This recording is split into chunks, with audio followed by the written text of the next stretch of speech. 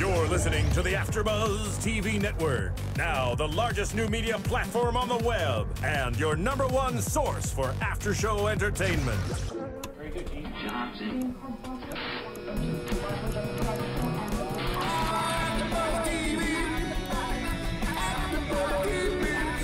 The AFTERBUZZ Studios in Los Angeles, California. Presented by Maria Menounos and Bing.com and streaming live thanks to Akamai Technologies. This is AFTERBUZZ TV's Teen Wolf After Show.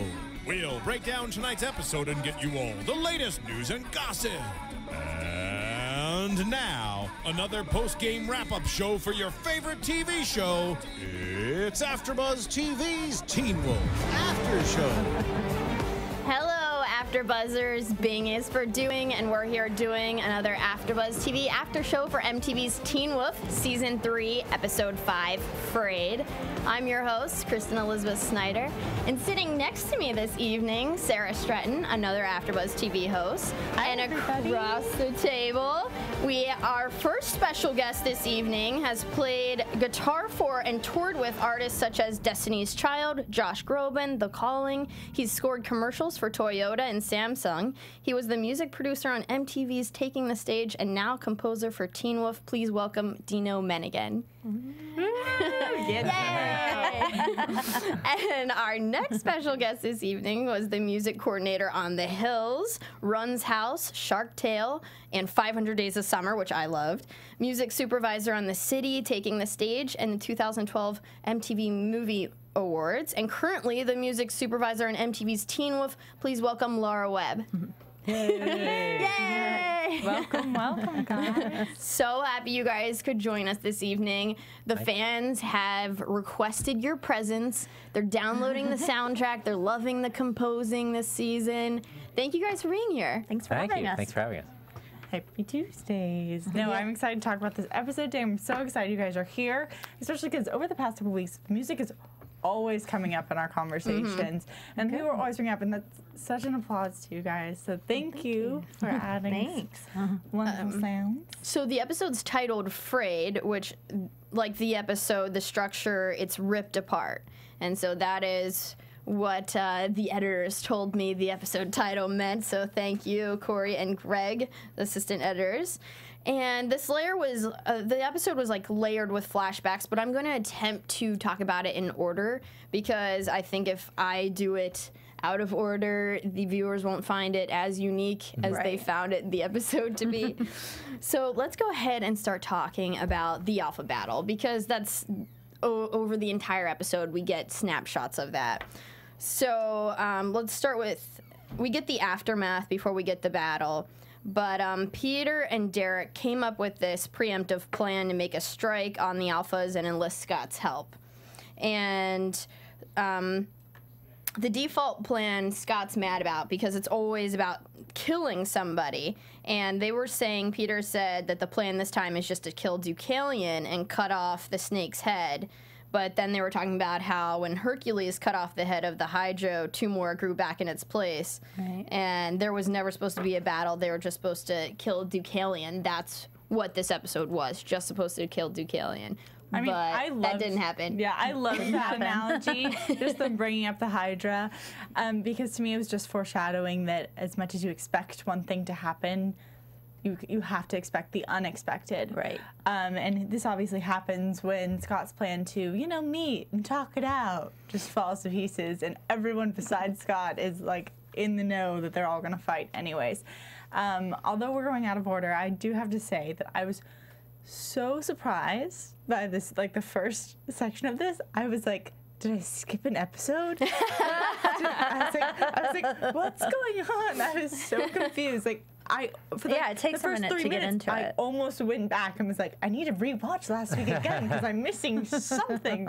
And then I was like, oh wait, I'm supposed to be missing something. It's all good. I like that aspect of the episode. But it keeps you on your toes, and I think they did a good job of, slowly leading up and building that suspense.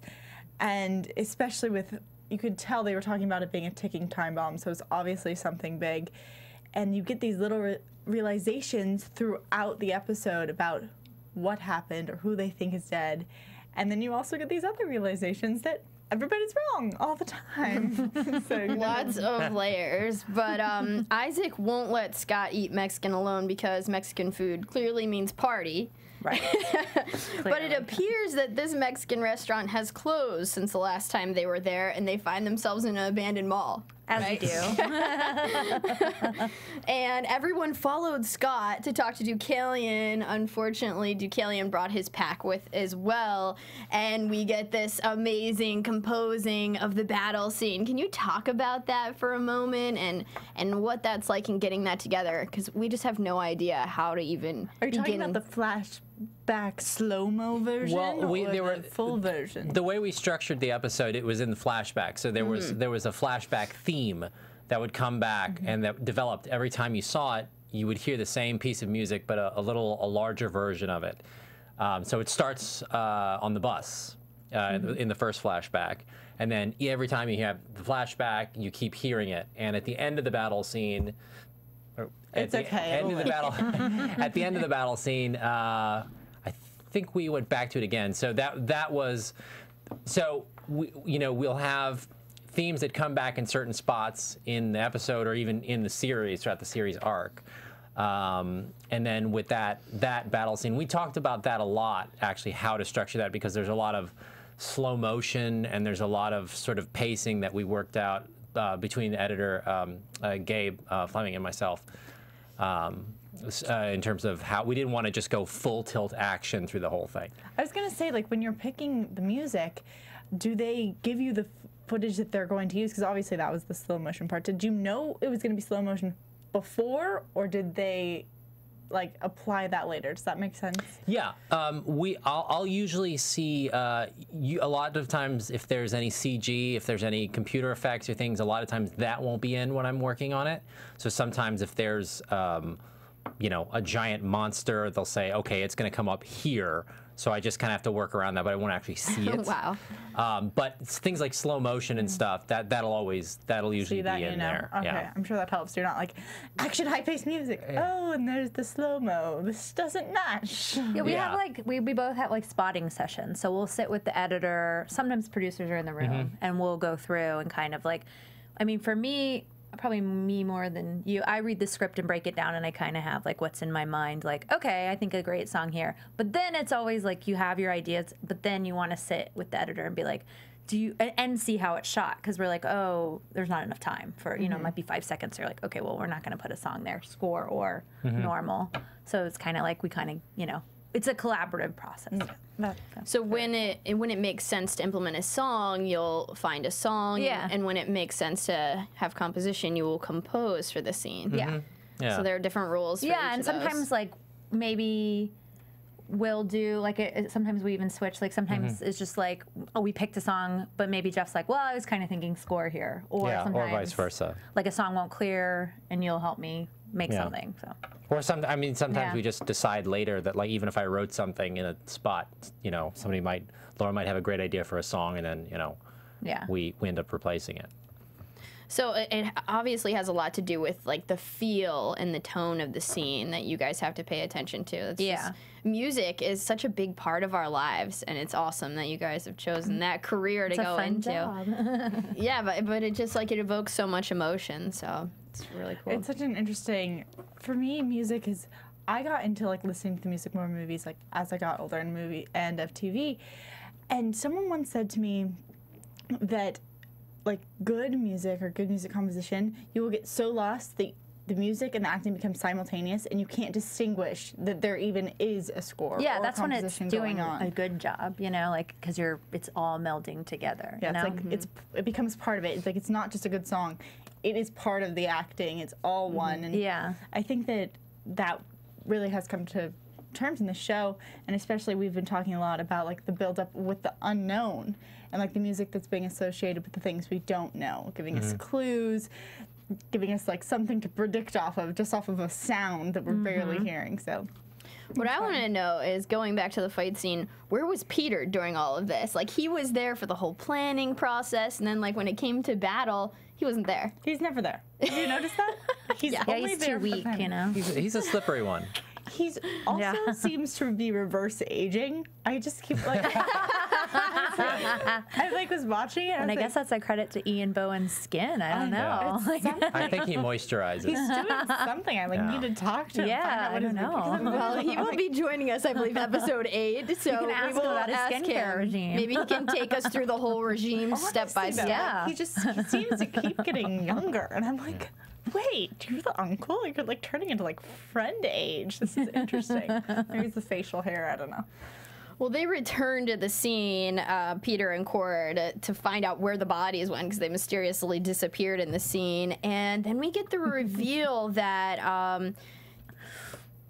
Mr. Deaton, Dr. Deaton, and Miss Morell are actually brother and sister. Did you see that coming? And is she evil? Because she, like, is she good? Is she evil? She asks him to help with Ennis, or they're going to kill Scott? I mean, I personally didn't see them being brother and sister. I thought maybe they were same group, same whatever they are, but I didn't realize they were that closely related. But once that happened, I personally don't think she's evil. I think it's one of those she got in too deep and is grouped with the wrong friends. Right. But I don't think, being that he is so lenient to her and that they do communicate, I feel like they're always having conversations. Like, they've talked to each other at the clinic before. I believe they've talked to each other, like, at the school. Like, they seem to be on good terms, so I don't think she's an evil person. I think that she's kind of just digging herself a hole. Now, Deaton was, like, very powerful towards the other alpha female collie because she kind of, like, lost her wolf capabilities, and he was like, you're not gonna kill anybody here. And we find out that the building is also made of mountain ash, partially. So I don't know what that means. What's your interpretation of that? Is that, like, protection? Can they not turn in the building? I'm not sure exactly. I mean, if memory serves me right, mountain ash was one of their weaknesses alongside mistletoe and wolfsbane. So I think that came up when they were, like, taking the bullet or taking something out of Derek or something along those lines a couple seasons ago. That was season 1. Was that I remember that. That was. Yeah, Taking the bullet. I don't think that was. Mountain Ash? I think No, I think there's wolves. That was wolfsbane. That was wolfsbane. That was a wolfsbane bullet. Now Mountain Ash, the end of season 2. The end of season 2. And at the rave, because it creates a barrier, so they can't cross. And like when they're in the vaults. It's like kryptonite for Boyd werewolves. and Erica and so list of things that's bad.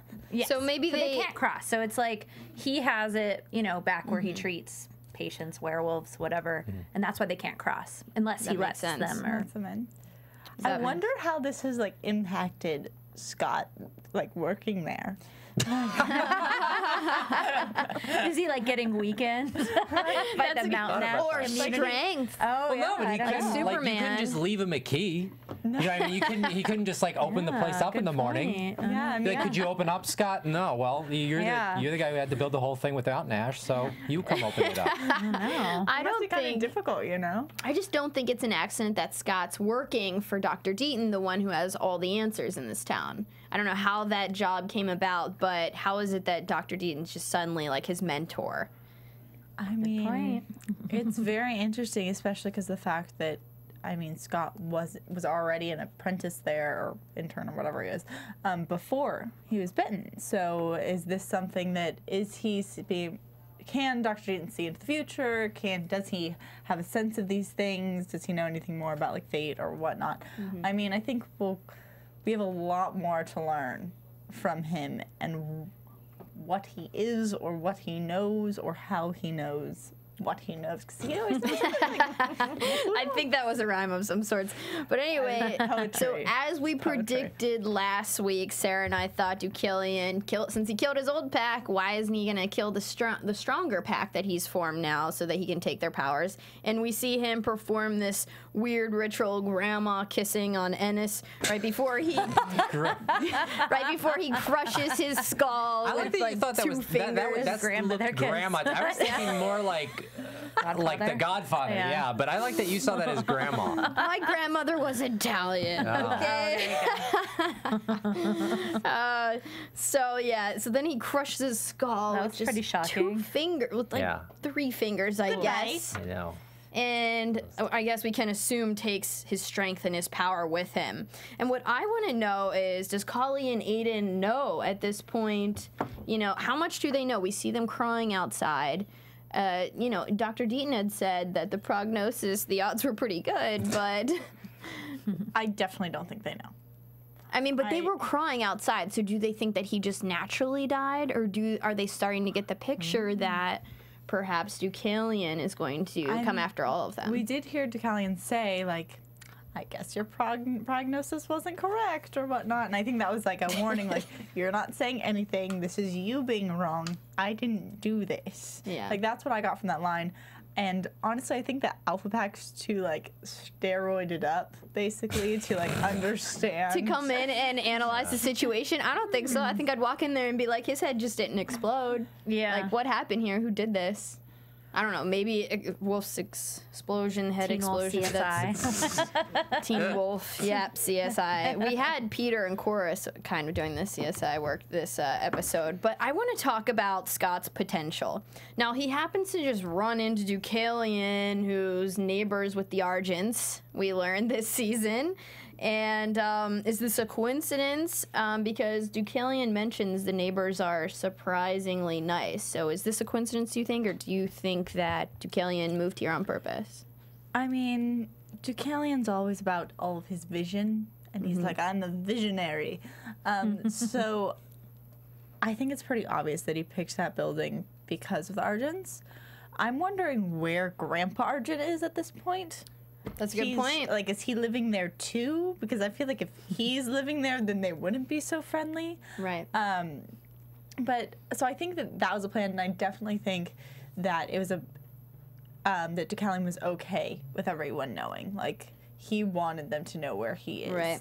And I think it goes back to one of them mentioned that it was he has no fear of them. This is all part of his plan. This is what he wants, and things are going the way he wants. He said he would have to be blind, deaf, and paralyzed for Scott to be a threat.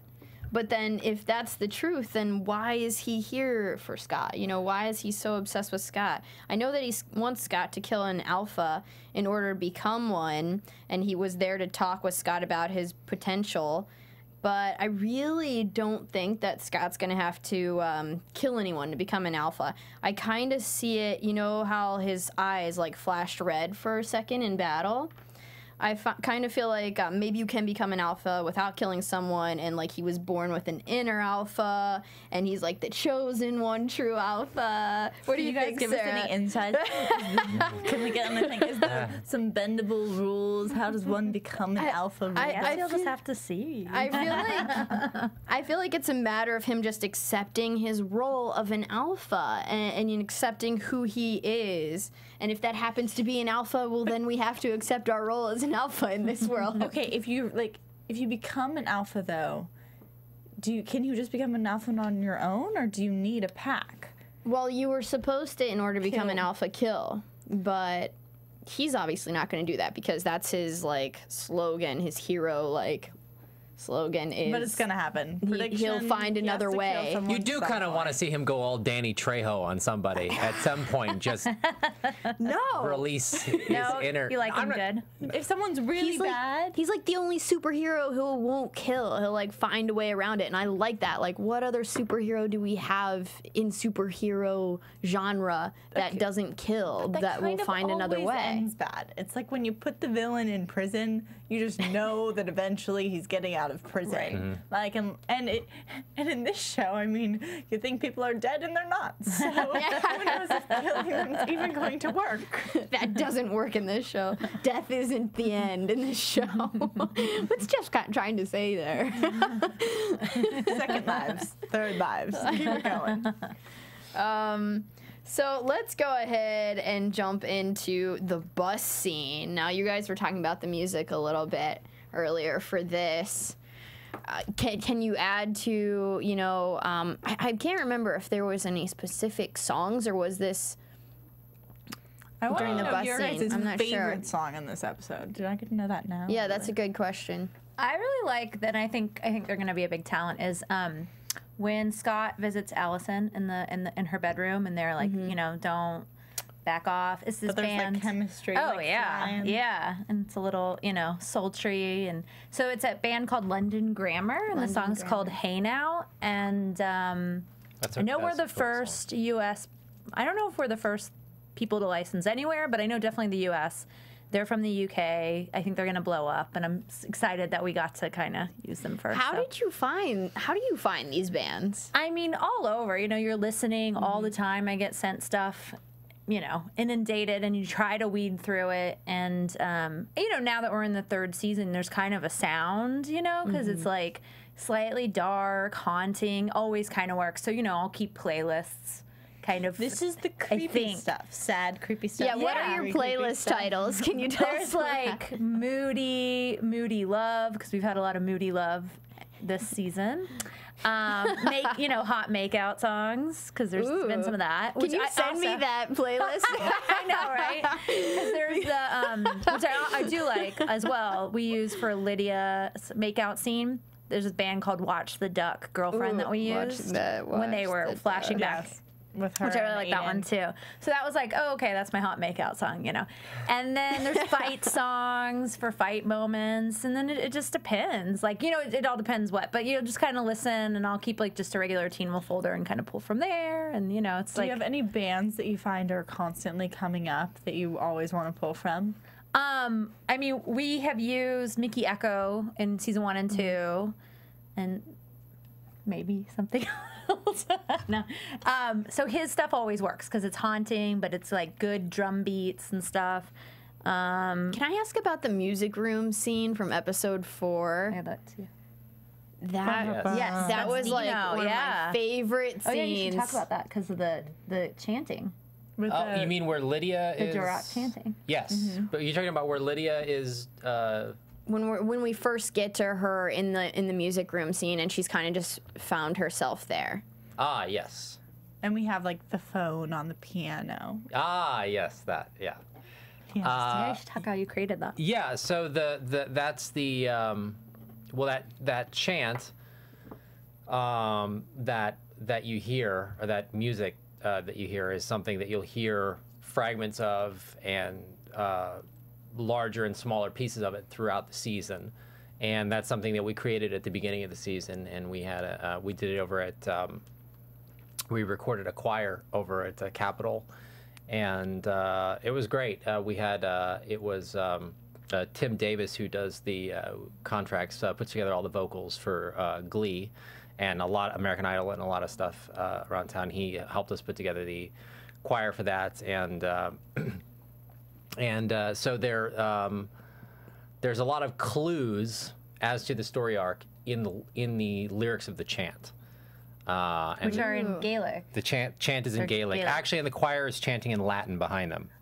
Oh, I thought they were in Gaelic. It is in Gaelic. The chant is in Gaelic, and then there's a choir singing in Latin. So So the guys, sung if you, stuff is Latin. Yeah. if you want more info, You better know Gaelic and Latin. Put it together. Translate. Study. There you go. Break You it know, down. actually, I don't think there is a Google Translate for Gaelic, because I remember when we No, were you're putting trying it to together. figure it out. Yeah. We had to actually find a Gaelic speaker to I translate know Gaelic for us. speaker. We're good. Really? We're gonna Okay. discover this. Yeah, because I was trying to help, because I know some folks in Ireland who are like, okay, Yeah. but it didn't, because I was like, well, maybe something exists that, you know, might like, but then Jeff wanted it. As another layer, Jeff wanted it to say something specific, so Yeah. he hired the. Yeah. But it was really cool.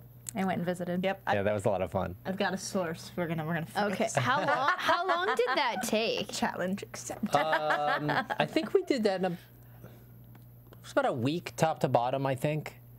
And the recording was like. No, an well, the evening or recording was like I don't know, there's like 3 hours, but then I think from the time, it was like a week and a half from the time they told me. I was actually in South Africa for my wedding, and Congratulations. Yeah, thank you. And in South Africa. Wow. That's great. something. His wife is South African. Yes. You just keep getting cooler. Yeah. She's a big part of any coolness that I have. Good answer. You got a lot of points on that one. She's like, that's right. You might have to send him that makeout playlist. Do you right? like? I actually I don't know if you. I've never asked you this, but do you like when you have to do like if you have people over to your house, do you obsess over the playlist? Yeah, because I do. Yeah, I really do. When I go to other people's, I have to. It's like I feel it inside, but I can't say what are you playing? Why? But and I know what I'd play, but I have to unprogram it. But at my own house, yeah. I'm having people over for the 4th, and I'm already that would be a good pool song. That one would be good. The soundtrack is playing. Yeah, I'm I need some Team America. See, I really wish that there was a Laura Webb Pandora station. Right. Yeah. I guess I could go Teen Wolf. Yeah. I mean, a lot of this. Wolf. It's always. Wolf. We're gonna practice this. I'm practicing. Okay. I should get into this right now. I'm from Pennsylvania.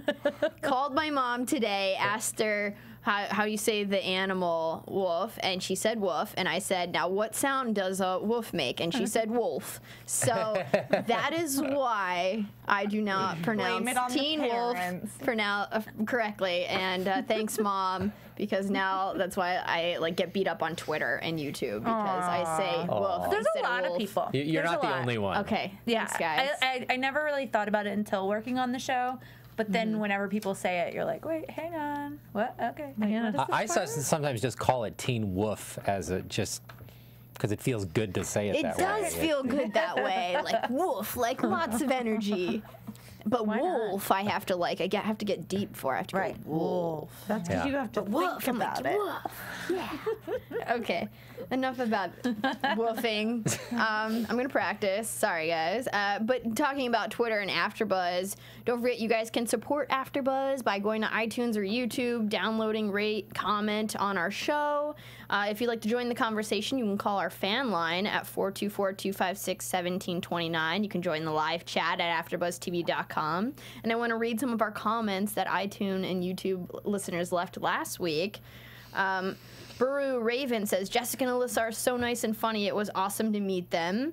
And Shorty22 actually quoted Alyssa and said, I don't think it's her job to answer her crush, talking about Lydia answering Styles' crush. And he said, yes, every nice guy out there who claims to be a victim of friend zoning needs to understand this. Oh, right. That it's not Lydia's job to, any girl, it's not your job to answer someone's crush. So. Right.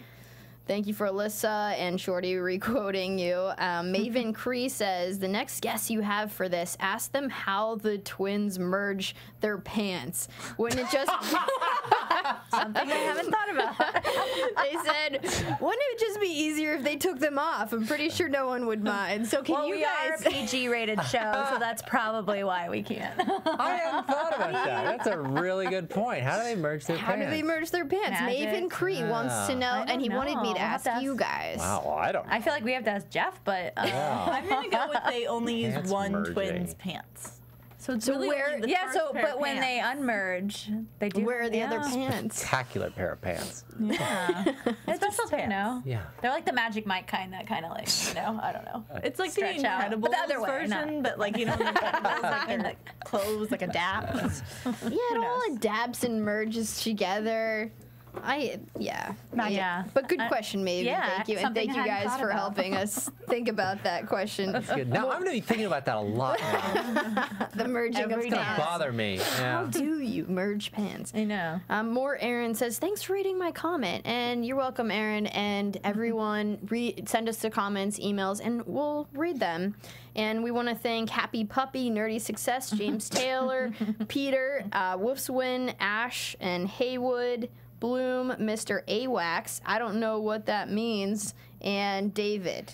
I don't know what that means. That is a screen name. Oh, okay. I thought you didn't know what AWOF meant. No, I got I'm that. gonna go with Alpha Wolf or probably. something. Maybe. And so we got an email from Ashley Kays, and she was wondering what you thought about the scene where it looked like Scott was mad about Aiden trying to go to Lydia's house to study. I feel like something could be happening between them. I really hope it does soon. Well, we got that it happened in this episode, but now how does Scott feel about it? He's obviously not going to be happy.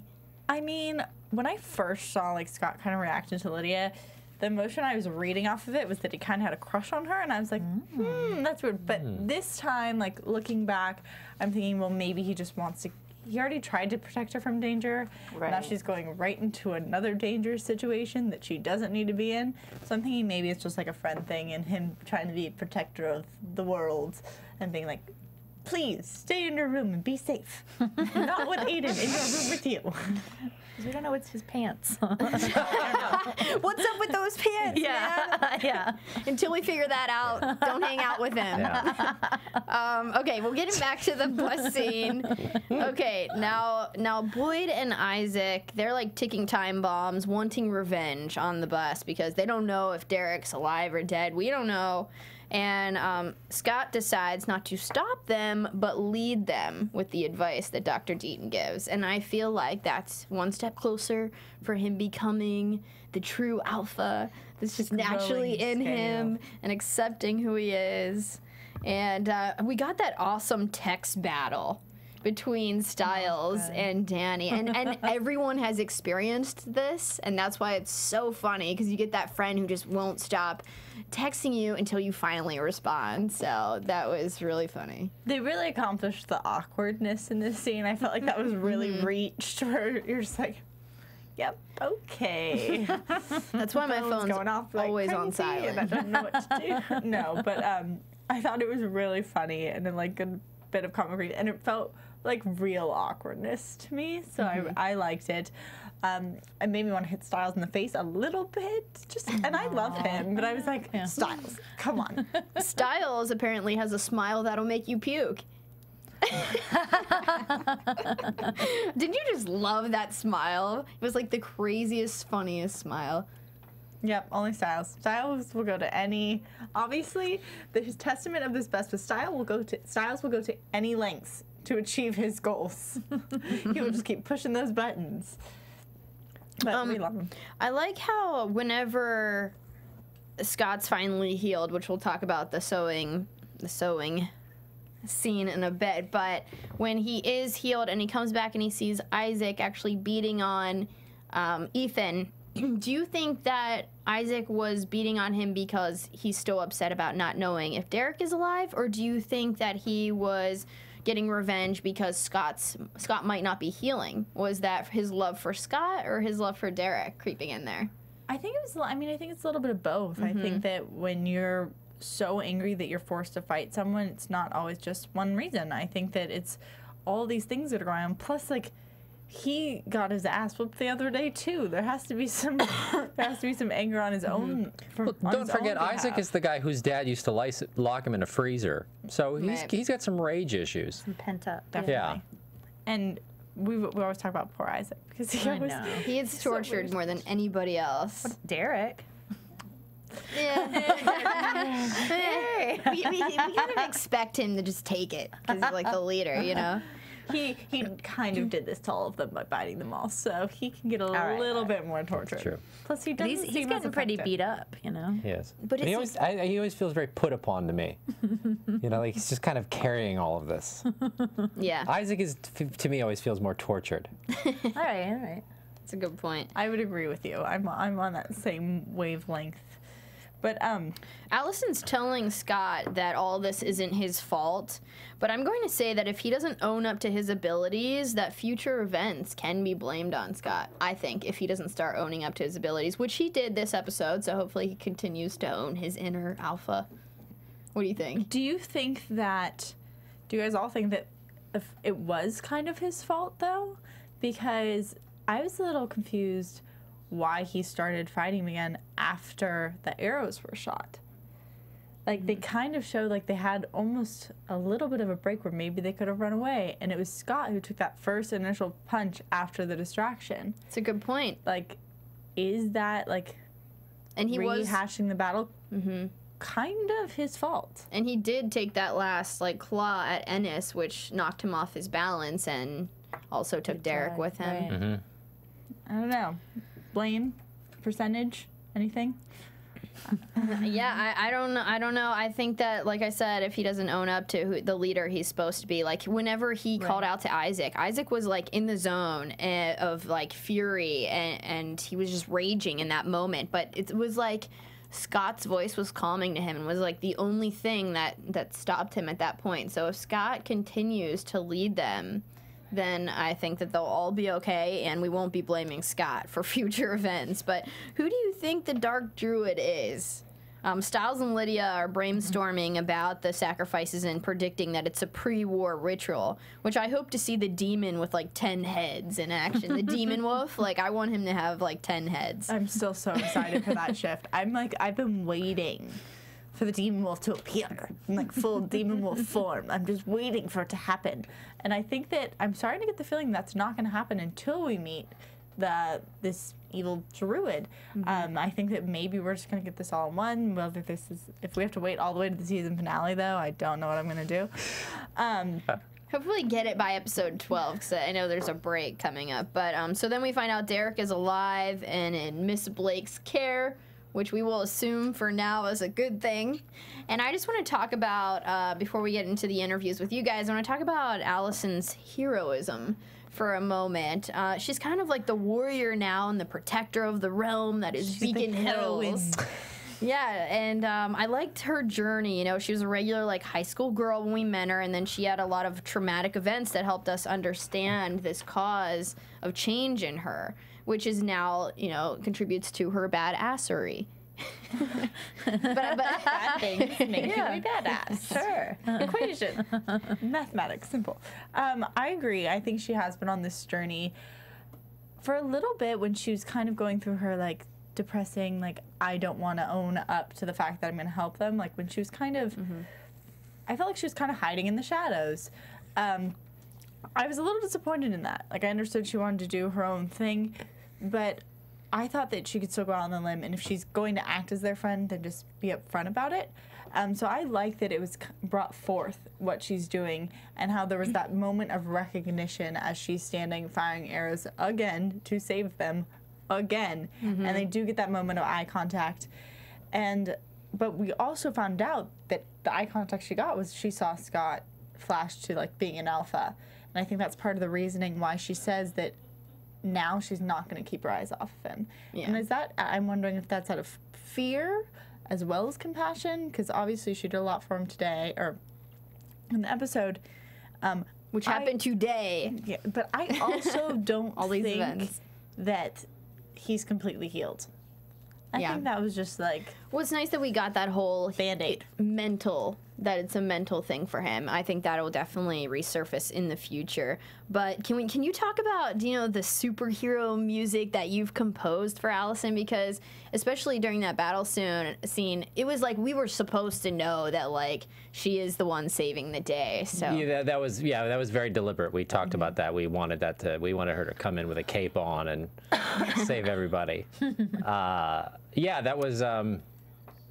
Well, I mean, you see that shot when we come in and see Allison. It's very dramatic. We're looking up at her with her arrows, and yeah, I mean, there's certain kind of there are certain things you go to, certain instruments, and certain sort of musical cues that you go to when you kind of want to indicate heroism generally, but it's what are those elements? Yeah, I want to know. I want hero music, so I need to know what I need. You're going to need a French horn. Okay. I can find one of those. You are going to. I mean, generally, it kind of there's a whole. There's a whole field of study about the sort of the elements of music. It's actually the study of. I'm trying to think of what suspense music. No, I was actually going to say it's the study of how music affects the brain. Oh. And I forget what the actual name of the field is, but there's there's actually texts relating back to Greek musicians that in the dawn of history where Druid music. You know what? Actually, now this is really interesting. Druids kept no written records, and actually, when we don't they say that in the? Did they say that? Don't they bring that up? Yeah, they were not big like podcasters or bloggers. Shame on them. And not tweeting at all. They're like Facebook lurkers, maybe. Oh man, hate that. But when we actually tried to research the Druid music, we actually talked to a couple of people at UCLA, and they all told us the same thing. A couple of the professors there, in the ethnomusicology department, they said, well, you can kind of do whatever you want because nobody really knows what they did. Like we can kind of guess. So you There's could a say few you're written 100% records. right. Yeah, as far as I know, that was incredibly authentic Druid music. That was a recreation of what they did. That was that could have been a top 10 Druid hit, easy. No problem. Yeah. So, but okay, I learned. One, that we have actual Druid music because no one actually knows Druid music is. And two, I need to invest in a French horn. Yeah, absolutely. Okay. I can do that. For sure. Hero soundtrack. Great. There you go. Okay, well, I want to go ahead and roll right into the interview with Laura and Dino. So I'm always interested in how aspects of our childhood lead us into certain specific careers. So what do you guys attribute from your childhood sort of steering you in the direction of music? I feel like this is like, I feel like I should be on a couch. We have Traumatic. You can lay a lot of down and talk traumatic to us events. if you want to. I think when I was a kid, I used to really react strongly to music, and my mom told me that I probably shouldn't be saying this. My mom told me that every time when I was a really little kid, the HBO, the theme song used to come on, the old, where they do the fly through on the HBO thing, that I would dance. As a kid, I was just. Do you remember the dance by chance? I know. It was actually an authentic Druid dance that I used to do. Yeah. I would like to see that. I know. But when I was a kid, I got involved in music and I played in bands, and I think I was always kind of really fascinated with the sort of the power that music has to contextualize something. If you put a different piece of music under something, just even under somebody speaking or reading something, it completely changes the meaning of it. And I think I've always enjoyed that that interplay between, contextualizing things. So that was I've always kind of had an interest in doing that. And it was really, it was about when did I meet you, in 2007? Yeah, is that when we worked on? We worked Taking the together Stage. for, yeah, I think so. 2008, 2007. 2008, yeah.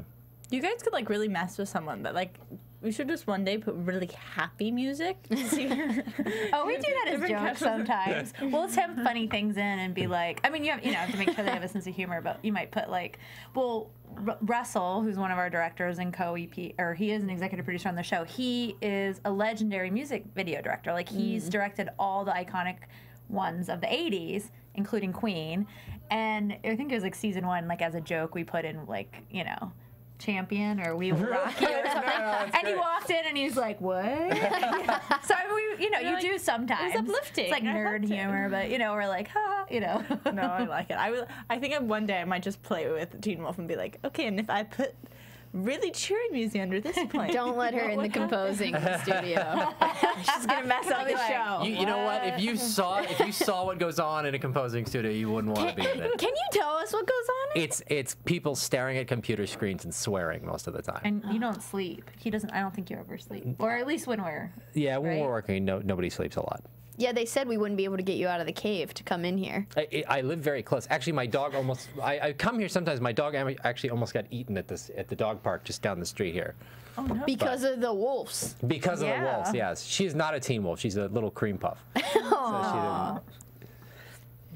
So what from your childhood has contributed to? I mean, I think like it's kind of both. Like I've always loved film, and I always I memorize films and like would watch them ad nauseum, like Top Gun. I can probably recite every line, and I love and also I think when the movie opened, I got Danger Zone on like a 45, and I would put it on every morning that I wore it out. But that song was just so awesome, or I thought so. I think I still think. I'm just really imagining awesome. you amping yourself up to school every morning. It's actually really good, and I found it because I went through like my parents' old stuff, and I was really sad it didn't work. But I kind of need to do that. That's again. how you wake up. You just have it in your head. Yeah. But was it Danger Zone? Oh yeah. Okay. Do you remember that song? Yeah, but I need to play Do you it. wanna sing it?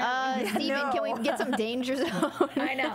It's an awesome song. So I just think like the two together were always like all my favorite movies were always ones that use music so prominently. And then I was always making mixtapes for friends and people were always requesting it. And I was always going to shows and always kind of like it was a hobby. But then, and it was sort of, I didn't realize that you could marry the two and it was a job. And as soon as I found out it was a job, I was like, get me into this now. Like I researched and it was at a time where it's not, now, you know, in the past 7 years, probably it's become more, people are more aware that it is a profession, but I started about 10 years ago and I had to like kind of figure out like, who does it? How do you do it? You know? And then once I was unrelentless and like, or relentless anyway, in finding out like everything I could about it. And then I ended up being an assistant for an established music supervisor who did a bunch of films. She was Baz Luhrmann and Danny Boyles, who are like two of my favorite directors who use music so well. So when I think I like just probably geeked out in the interview, like, oh my God, you've done all the soundtracks I've ever bought, you know? And it was just like the best day, like the first day on the job, I was like, this is the best job ever, so. Did you know them or like how did you get the? Well, I had started, my first job in the entertainment industry was, I actually was an agent trainee, because everyone says, you know, that's, and I had done like internships and stuff and in different facets of the industry, and I thought maybe I'll be an agent because it's kind of like a good master's program is what a lot of people say. So, you know, you're meeting everybody and seeing what different jobs are. So I had built up and I'd done that for several years and was tortured and, you know, cried a lot because people scream at you because you're coffee, you know, whatever. So I'd worked for one woman for a long time, and she's like, do you want to do this? And I was kind of like, well, I don't, you know. And she's like, what do you want to do? And I was like, well, I've been researching this music supervision thing. And she's like, okay. And I said, well, and I saw that there's an opening for one, and she actually ended up knowing the woman I went to go work for with. Her name is Laura Wasserman. Wow. And my other boss in the agency world was like, actually, I know her. Let's make a call, which helped. You know, I still had to like interview and, you know, I had to make a mixtape for my interview. That is awesome. So hopefully that led to it. I'm gonna hope. I don't know. And then, you know, so I worked with her for several years, and she retired. And then I'm kind of been building up my credits and my resume. So I kind of want to buy your mixtapes. Like, I'm not kidding, because it's hard for like to find the mixes. Love, you know, like, and it's like personal and, you know, like for each person. Laura's a really big music fan. Yeah, which is I think that's it's hard to keep that when you do this for a living and you listen to as much music as Laura does. But she's like you're a really big fan. Yeah. Well, and it's fun because it's like this awesome band, and then I have a platform for people to listen to and hear. Like, I think this is cool, you know. So it's kind of an awesome job. So I feel like everyone has a super sense, and I feel like you guys might be hearing, you know, because I feel like chefs may be tasting. You guys got the ears, the golden ears. I guess. I want to know. Okay, I love listening to soundtracks actually, so I want to know like top 5 soundtracks or like top directors that I need to like put in my playlist. Oh, in your. Now, do you mean soundtracks like you mean like scores, or do you mean like soundtracks with? Okay. I think you should go first. Oh, you want me to go first? Yeah. Well, I know what, like, how I even, train spotting for me is, like, why I even do what I do. Like, that was just head to toe, tops, just amazing. Train spotting. Yeah. Okay. And it still holds up. I mean, it's still, like, one of my favorite movies. And I just think the way he put it, like, Danny and actually my old boss, Laura, put it on me. It just worked awesome. So, I really liked Moulin Rouge. Because it's just the fantastic and it's amazing. Almost Famous is really great. You're naming some of my favorite movies right now. Yeah. Let's see. I have a couple others. I really liked Great Expectations. I really liked 500 Days of Summer, by the way. Thanks. That was awesome. I know, but I can't say that one. I can't. We can. We'll say it for you. Yeah. And then, I don't know. Let's see. I really liked recently when I went, I don't know if it's favorite, but just like recent, Danny Boyle did a new movie called Trance, and James McAvoy was in it. I've heard of that, yeah. And it's Rick Smith from Underworld, who did that iconic song in Trainspotting called Born Slippy. So, and I really like, it's mostly score. There's a couple of songs, but that one sort of impressed me recently. Like where I was like watching and going like, yeah, I like this. So I'm sure there's others. I just can't think right now. No, like I have my like classics. No, thank you. I love to find new stuff. So yeah. Well, those are old, but whatever. Something that's new to me. Those are good ones. Yeah. How do you even become a composer? That's what I read your bio and everything, and I'm just like, I still can't imagine. Yeah, my bio's not. That's not a good way to do it at all. Like, if someone wants to become a composer, I would not recommend going on tour with rock bands. It's not. Although, but a lot too now. Well, yeah, there's a lot that actually. Now there's a lot of people. Yeah. You know, there's a lot of different ways. A lot of people go to music school, and I went to USC. Me too. Me too. Hey, all right. I went to Ithaca. It's okay. At least I wasn't a rival. Yeah, a lot of people go to music school, and then they'll go through. USC has a great film scoring program, and then a lot of times, what most people will do is they'll work as an assistant for an established composer, and then, you know, eventually they'll maybe do some additional music. You know, the composer gets really busy and they need some extra cues or whatever, and so you start building up your resume that way. That wasn't how I did it. I was, I didn't actually really know that I wanted to do this until much later in life. So I had been, I went to music school, and I was playing in R&B bands, and I was playing in rock bands, and what happened was I was home for a period of time, and a friend of mine was starting a music library where you have sort of pre-licensed music, and you use it on mostly reality shows, game shows, that kind of thing, and so that was the first scoring to picture that I had done, and then I started doing advertisements and things, and I met some people through that at MTV, and that was how I ended up working on Taking the Stage. That was how I met Laura. And then when Teen Wolf came up, then we talked about it, and eventually I sent in a reel of things I'd done, and I ended up talking to, I talked to you about it, and then I ended up talking to Jeff Davis, the executive producer. I'm not sure if in general you have like a way that you like to compose, but does normally the music come to you as like a whole, or do you start with like a bass line or a single instrument and build off of that? Like, how do you normally like envision like what you're going to write? That's a really good question. It sort of depends on the scene. For me, if it's it depends if it's something that's like if it's a big action scene. A lot of times it's going to be very percussion based, and so percussion is really important to me. So that's one of the things that I'll focus on. Actually, even if I haven't written any melodic parts of it, I'll sometimes just do all the percussion first.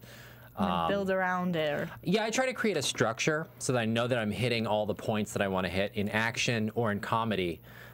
Where you sort of start and stop and where you put the hits in is very important, because you're emphasizing a lot of things. If you're usually under dialogue, it's it's just sort of sitting in a bed underneath it so you can listen to people talking. But when there's action, or when there's horror, or when there's comedy, those three things are very, they can be very dense. So with action, I'll usually lay out sort of a structure with percussion first, and then sort of fill in around it with something that's more romantic or melodic. I'll usually start with on a piano and kind of work a melody into it, and then sort of develop that melody. That's crazy. That's just so amazing to me. Like, I've always just found it fascinating, like how people make music. I'm just like, I played the flute. It was a single note instrument. I played the drums. Yeah, and I was like, I was just like, how people put it all in their heads, all these different sounds, and can imagine it is fascinating and wonderful, and it's just really good job, guys. Cool. So much talent. I mean, I don't create any, like, so I'm but you have same the ears thing. for it. Yeah, I just listen. But I'm the critical, like, change that. So they hate me. No, I'm just kidding. I'm sure there's a lot of people working under you guys, and especially under you, Dino, and I just envision you as like a maestro, like telling all these different like assistants at computers, like, cue the trumpets, cue the like, do you have a lot of people underneath you? Like assistants I have a few, helping you with that? and sometimes there's I have an assistant that works with me a lot, and then there's other people that we bring in depending on how busy we are. If something's really, if we're really jammed up schedule-wise. Yeah, we don't actually. I don't usually end up conducting them at their computer screens. Yeah, well, that doesn't happen. It's a lot more. That would be really cool. Yeah. Yeah, I don't see why not. That's what I envision. All right, doing guys. that. Thank you guys so much for being here. We're gonna go ahead and roll into predictions. That was awesome info and behind the scenes information that our fans are just so happy to get every week. And they were begging for you guys to come in because they really enjoyed the composition and soundtrack. So thank you again for being here. Great. Thanks for having us. So talking about the predictions, it looks like next week there's a creepy motel to look forward to and Mrs. Blake and Derek's first date. Miss Blake. Well, all I'm predicting is horror music, so maybe I'm who knows, but because I saw a motel. You had a lot of music. In I saw a motel, a chainsaw, and like a fridge / coffin thing, and I was like, so I'm gonna be officially creeped out. Yeah. Great, nightmares next week. That's what I'm predicting. It looks like Boyd's gonna be the exorcism of Boyd will happen as he's rising from the tub. That's what I saw. And I Isaac. thought he was getting trapped. I'm confused. Did you think he was getting up? I thought he was getting shut up. down. I don't know. I thought they were like he was like all crazy-eyed Oh, in the bathtub. in the bathtub. That Gotcha. looked like Isaac in the coffin that was about the Yes. chainsaw coming down. Or the whatever, like not the The twins. It looked like they were gonna like split like a magic trick. I gotta start watching the next ons. Kind of That like sounds their really pants. good. Kind of like their pants. Yeah, splitting the pants, but I don't know. I'll never look at those pants again. I mean, I'm just gonna be like, how do they? There's an endorsement deal in there somewhere.